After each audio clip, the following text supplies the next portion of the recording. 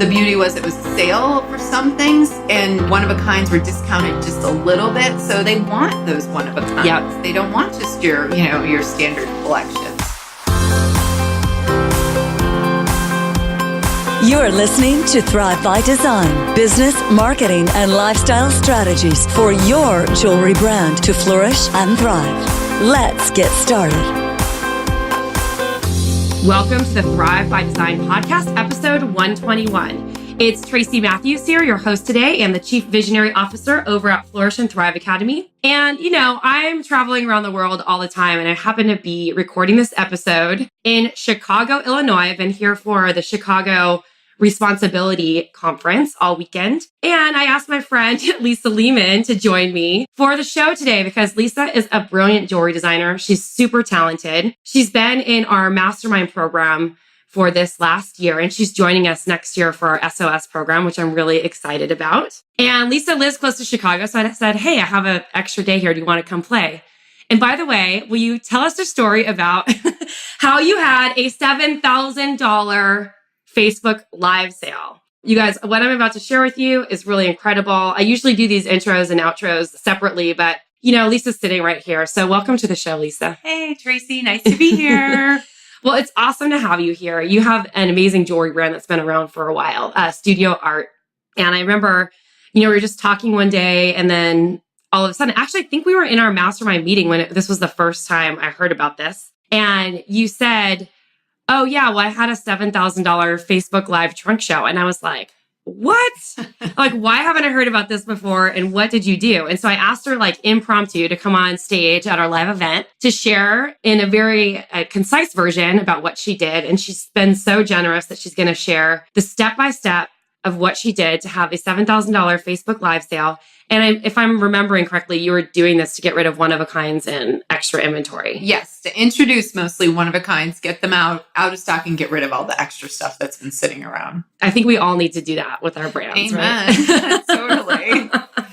Okay, so Lisa, before we dive into actually what you did for the Facebook Live sale, why don't you tell us a little bit about your jewelry brand and sort of how long you've been in the industry and anything else that's relevant with that? Anything fun and exciting. Yeah. I have been designing and creating jewelry for 15 years. Awesome. Started out small. It was kind of supposed to be a hobby. I had been a graphic artist, had my own design company at the time, and the jewelry thing just clicked. So raising kids, went back to school, took some of the metals classes to build on my fine arts degree, and since you put a torch in my hand, that's been it ever since. That's been it ever since. Oh my gosh, that's so awesome. And I love it. I do. I absolutely love it. And you've had your business for full-time for 10 years now? Well, 10 years? it's or been, kind of hobby into business. Hobbied into business, but I dove into some big art shows right in the beginning, dove into the wholesale market. So it's been full-time pretty much for at least the last 12 years, but so more focused now that my kids are older, and this is kind of what I do all day long. That's amazing. She's so talented too, and it's exciting to have you Thanks. here. Thanks. So Lisa, tell me a little bit about this Facebook Live sale. I want to start by just kind of hearing about the results,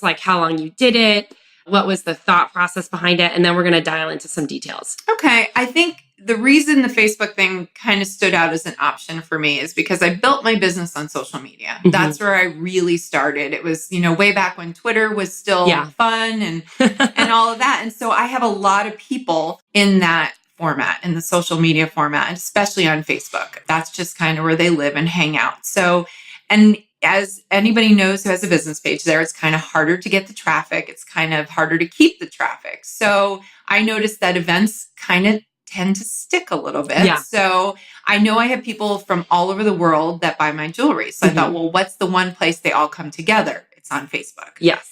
So I know Sarah D'Angelo, another mastermind, had done a Facebook Live sale, and I loved the concept behind that. And so I thought, well, how can she had done a Facebook trunk sale, show. Yeah. Right. And I thought, how could I take it to the next level? And I've noticed that my people really love when I do live anything because it makes them feel like they're part of your brand. They like to see you in the studio. They like to see you.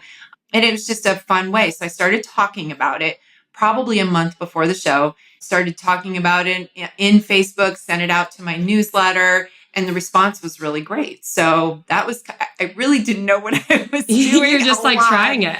but the response was great. So people I knew were excited and I really built the buzz up. So by the time the event came, people were like chomping at the bit to get there. Okay, so we're going to kind of dial into more of the details about what you did in a second, but what were you were selling sort of your one of a kind pieces that you didn't want to deal with like taking photographs of necessarily, exactly. Right? Am I getting you right? Exactly. Because we all do love one of a kind, but it is harder to sell one of a kind sometimes online when you have to photograph everything and then put it on your website. Yeah. And, totally. Create all the listings. But this is I love this idea so much because it's a way to like show people what it's all about and then get them out the door really quickly. And then you were also selling extra inventory. Uh-huh. Okay. And what was the price point range of the stuff that you were selling? Price point, I think the lowest price point were things in the $20 range. Like I had some little stud earrings and whatever. And I think the highest price point item was $200 or $300. And you sold $7,000 worth of jewelry. I did. In 2 hours. I did. It was crazy. I was sweating. Like by the time 2 hours was done, I was sweating. I had no voice. It was just over, but it was so much fun. And you shot this all on your phone? I shot it on an iPad. An iPad, okay. I set it up in my studio because my studio space is awesome. It's such a great environment. And so I wanted people to love see that too. And they love to see it. And I did employ my daughter as kind of my little showcase person. Okay, we're going to talk about that in a second. Okay. So let's talk about the pregame. What did you do to sort of, you talked briefly about it. You created some anticipation, but was there a strategy or a plan onto what you were doing? Or how did you sort of decide what, when, and where to map it out? I decided to do it in the evening, because I know most people are back, at their desk. I tried to do it based on knowing when West Coast people would be free. Okay. So I think we started at 7:30. So I knew that 7:30 East Coast time, at least, West Coast people could make it. Yeah. I know it doesn't play well for internationals, but I thought they could still come in later if they wanted to. And so then I really just started putting the buzz out there on my Facebook page, mentioned it pretty much every day. Like just one little post or show one item saying, hey, this is coming. But then I did make an event. And so you made an event that you invited people to on Facebook, like come to my event, but it's a virtual event, sort of like an invitation, like an evite. Okay, cool. And then I posted that in my personal page as well, just to kind of get any friends who maybe are not part of my business to say, oh, this is what she does, so. I love that too, because a lot of times people overlook.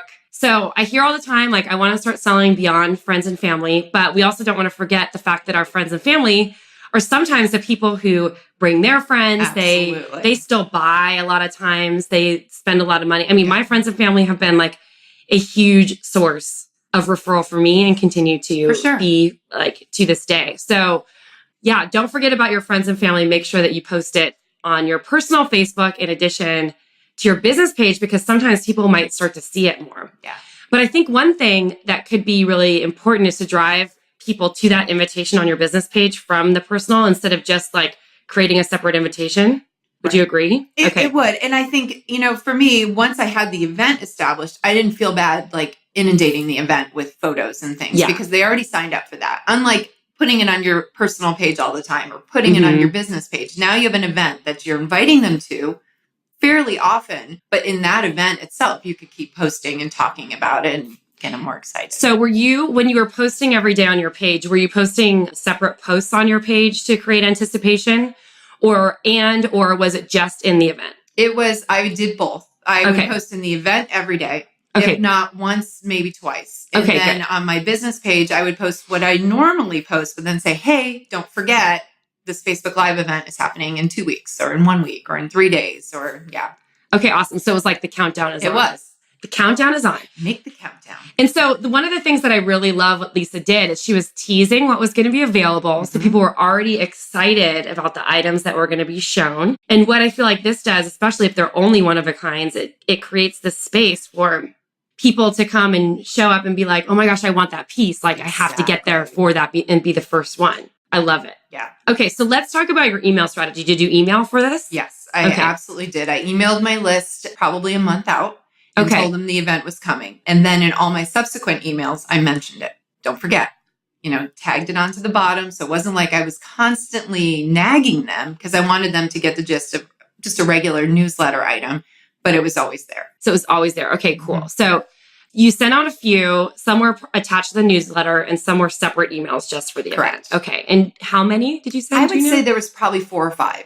4 or 5. Mentioned. Okay. And then as it got closer, did you send out one like right before? I did. And I actually had a little glitch with the system, which was kind of a drag, but maybe that might have been my birthday sale, but I sent it out. I did send out the day before, the day of, 6 hours prior. And I think I did it an hour prior as well. All emails. All emails. Okay. So that was like 4 emails in one day or 5. Yeah. And there were unsubscribes, which, you get a little panicky about, but at the same time, it's like, if they unsubscribe, they're not your person anyway. So you have to kind of get that mindset, which is okay. Awesome. Easy. I love that you did that because people are so afraid to email. And if people unsubscribe from your list, they're not really your people anyway. They're not. One little hack, and I don't know if you did this, so you might have done this, but one little hack that you can do as you start getting a little bit more advanced in email marketing strategy, which is something that we're going to be teaching a lot more of in our SOS Accelerator coaching program, is how to segment and tag people so that they can actually opt in and opt out of things. So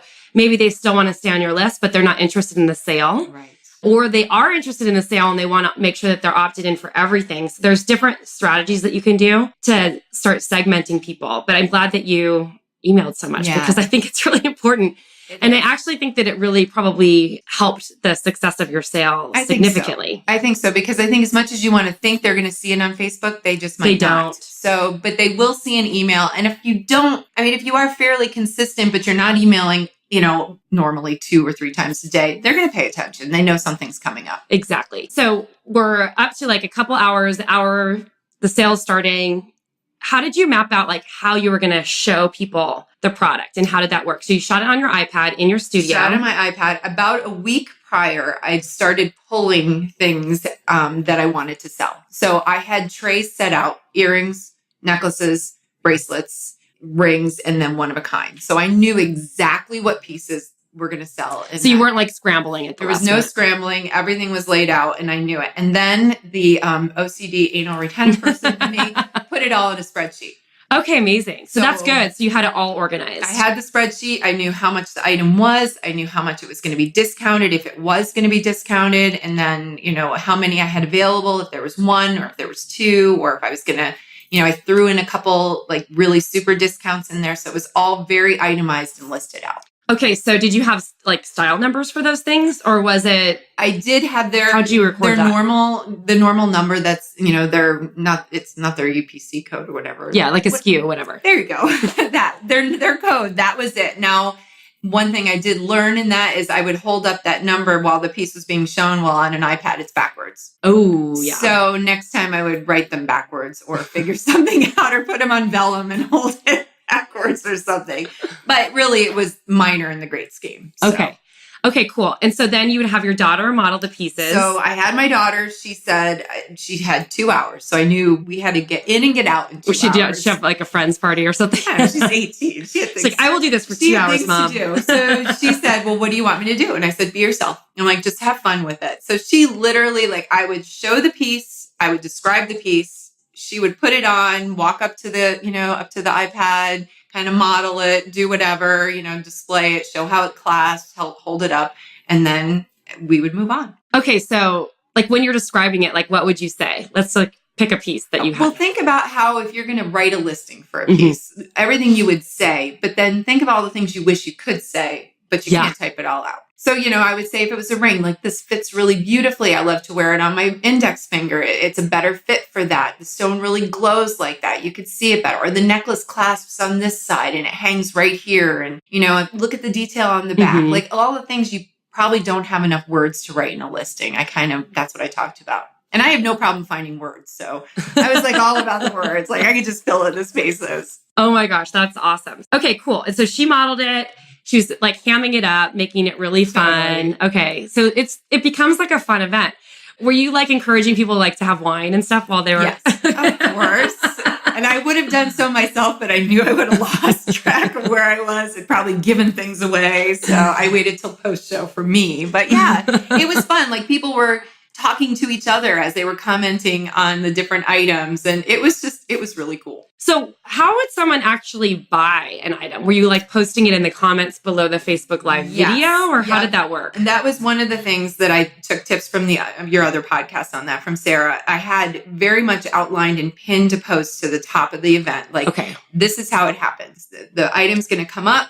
You're going to tell me sold. You're going to put your email address and you're committed. And I will invoice you later that evening and then you'll pay for it. But that's kind of, if that was it, I knew that they had to say it. They had to give me an email. Just saying I want it doesn't count. I need sold and an email address. Would you ever consider like creating separate like PayPal links or something for each of those and linking them? It would have been easier. Okay, so that's something that I feel like I heard you mention that or something. There was a couple of things I could have. Okay, we'll talk about what you would do differently next time. Okay, perfect. Hold on a second. Okay, so the item would come up. They had instructions. They had to say that the item was sold with the style number, their email address, and then you would invoice them later for payment. Was it hard to keep track of that? Again, that's something I learned that I would do differently. But yes, it was hard. And it was a little crazy. Okay. And then was there anyone did you have any trouble with anyone like actually not following through on making the purchase? Not one. Not one? Not one. Wow. Because you made them commit. Yeah. And the people who were there really wanted to be there. And so they were really excited. They kind of knew maybe what was coming and they were looking for it, or they were just looking for a surprise item. And they, I think that's one thing that's the beauty of really building loyalty with your fans and your people, that they're good people. Do you know how many people showed up? Oh, I want to say, I knew you were going to ask me that. And I remembered in the live event, we talked about it and Shelby filled in for me. I think it was like 200 maybe. Awesome. So they were popping in and out like at different times during the Facebook Live. And once the whole thing shut down, like for whatever reason, so I had to log back in and there was all these comments like, where'd you go? Where'd you go? Oh no. We didn't, they thought we were still selling and maybe they missed, but I'm like, no, we're back. Nothing happened. Nothing happened in the meantime. So yeah, you definitely want to be on a strong internet connection when you're doing something like that. Yeah, for sure. Okay, so we talked a little bit about that. And then at the end of it, like, how'd you close out the sale? So the event ended, and I went back through and I said I was going to post pictures of everything, or I don't know, I did post pictures in there. And then I went back through and actually looked at the live event and looked at what piece was listed and all the emails and whatever. So that's when it got a little hard to track. Yeah. Okay. So you had tracked everything in a spreadsheet, but then the comments, it was hard to follow which was which. Okay. Yeah. Cool. So let's talk about some of the things that you would change, because it sounds like there's a few the next time you do it. Okay. Let's talk about that. First thing, yes, have the spreadsheet for sure, but then have somebody else there actually tracking. Okay. So as you post a necklace, say it's N100, they're looking and they write down, okay, this email came in first. So they have a name immediately attached to the item. So you need a wingman for that for sure. Okay. That would have been helpful. Also, maybe I know a lot of the people wanted to see pictures of everything ahead of time. I didn't want to put too much ahead because I didn't want them waiting. So I'm kind of still torn with that one, because I thought you should test it for the next one. If I list 50 items and then they're just waiting for one, maybe they're not going to buy anything else. But I kind of like the fact that they didn't know what was coming all the time. Yeah, I think quite honestly, I think that's a better strategy, because it creates this sense of curiosity and mystery. Yeah. Without them waiting for one item and then popping off. Because did you get people buying repeat pieces? Yes. Okay. Definitely. So I think if they were just looking for one, maybe they wouldn't have purchased the other. They would have had more of a plan. And I didn't want them to plan. I wanted them to be like, I have to get it. I have to get it. I have to be there. So this is where the art of teasing becomes so important, because you could be like, oh, I have this great piece coming up. Just wait. Yeah. And then people would comment and say, well, I saw you had a sea glass ring. When's the sea glass ring coming? When is it coming? And then I knew that. So I was like, okay, we'll hold that one off. And then as I listed things or talked about things, then I had to make sure I put them in order. And that should have been a little bit, maybe more of a plan. Instead of pulling things from earrings, rings, necklaces, one of a kind, having a true lineup plan would have been a little easier too. So have the items organized in the order you wanted to sell it, numbered or something, and numbered in addition to their style number, so that you could easily track how they were coming up on the sale. Okay. Exactly. That's great advice. And then I briefly touched on this. Would you create like separate payment links for each of them so people would go straight to buy next time? It would have been easier because then I wouldn't have had to search through and see who purchased something. And then if the payment link was done, then they couldn't buy it a second time. So, I don't know. I think I have might be a little more upfront work. But yeah, I'd have to think about that one. But something that might have been helpful. Yeah, that's an interesting idea. I feel like maybe Sarah mentioned that when we were together too, that she would maybe do that next time. I mean, all in all of it from beginning of the event, the actual event, to invoicing everyone. I mean, I started that event at 7:30 and I did stay up till like 1:30 in the morning, but by 1:30 in the morning, I was done.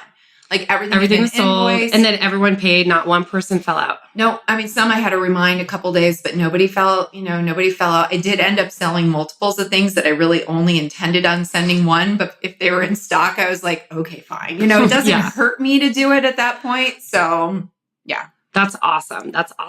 Did you have any problems? Like any tech? Oh, you said you had one tech problem. But other than that, no. No problems. No.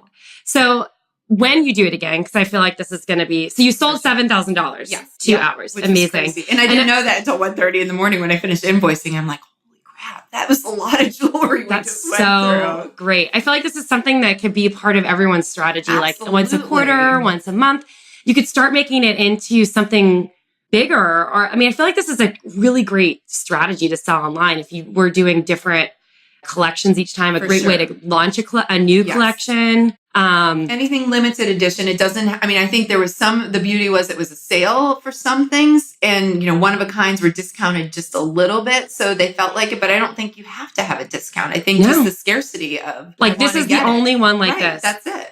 So there's this designer that I use as a case study a lot. Her name is Karen Scully. She has a brand called Soliloquy Jewelry and she's really good at this. She makes one of something.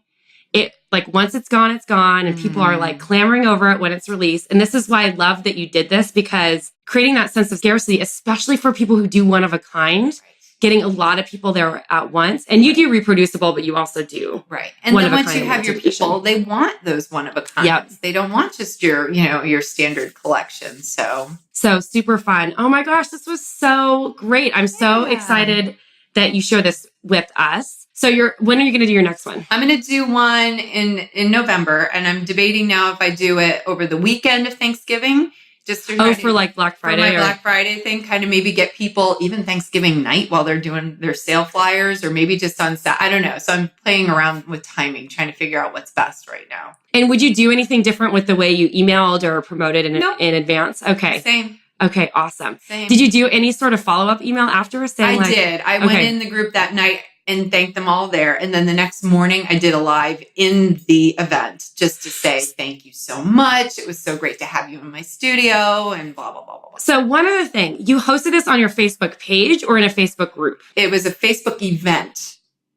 Okay. Cause you kept saying in my page. Okay. Cause you kept saying in the group. So I want to make sure. An event. Okay. Group event. Got Same it. thing. Those words are interchangeable today. They are. Okay. But I just wanted to be clear so people weren't like, oh, you're doing this in the group, because I think the good part about having it in an event is that there's still a public aspect to it. So you might run across some random person. Yeah, for sure. Yeah, no, awesome. for sure. I would do all of that the same. There's just the little nitty gritty things I would tweak. Are you cool if we share the video of your Facebook live sale? Oh my goodness, sure, go for it. Okay. I am a little crazy. And so is my child. I love it. No, but that's how you the more animated you can be on camera and in real life, the better. Yeah. So Lisa, thank you so much for being here today. It's really great to be here in the same room, in our same hotel room in Chicago, recording a little podcast here. So if you want to learn more or watch Lisa's video, head on over to the show notes over at flourishthriveacademy.com/episode 121. We also mentioned that Lisa is joining us for our SOS Accelerator program. And for those of you who don't know about it, it is a 1-year coaching program that's designed to help you elevate your online digital marketing and e-commerce strategy so that you're making more sales online. So if you want to check that out, I'm going to have a link over in the show notes. Today, I think the show goes live October 31st on Halloween. Oh, fun. Woo! So this is the last day. Tomorrow, we are raising the investment price to $6,000 for the SOS Accelerator. So we've launched an early bird that ends today. So if you're interested in applying, now is the time. You want to head on over to flourishthriveacademy.com/SOS to check that out. And if you haven't taken our marketing scorecard, I highly recommend you do this. This is a free scorecard that you can download to see how you're doing in your digital marketing and e-commerce strategy. In fact, I was at this conference this weekend. That's the whole reason why I'm in Chicago, the Chicago Responsible Jewelers Conference. And I was talking with a bunch of industry experts, and they were asking me questions like, how do you recommend that I get my business going a little bit more online? Or how do you recommend that we get the word out about what we're trying to do here? And I ended up handing them the physical version of the scorecard. I'm like, take this and then call me later and we'll talk. And I'm saying this because sometimes if you don't know what's missing, it's really hard for you to understand what needs to happen in order to get to that next step. You took the scorecard. What did you think about it? I think I thought I had some of the things together that maybe I really don't. So that was good. It was eye-opening. It was. That's awesome. And you're launching a new website pretty soon, right? Yep. Rebranding my name, rebranding my website, all the things. And it's coming up soon. So if your new website's done by the time we launch this episode, we'll link it there as well. Awesome. Otherwise, when it's done, we'll just link it there. It should relink from my old to that if all the technology works correct. It will. Yeah, it will. All right, Lisa, thanks again for being here. Everyone, thank you so much for listening today. And I want you to report back when you host your Facebook Live sale to tell us how it goes, because we want to keep improving this strategy because I think it's such a good one. All right, take care until next time.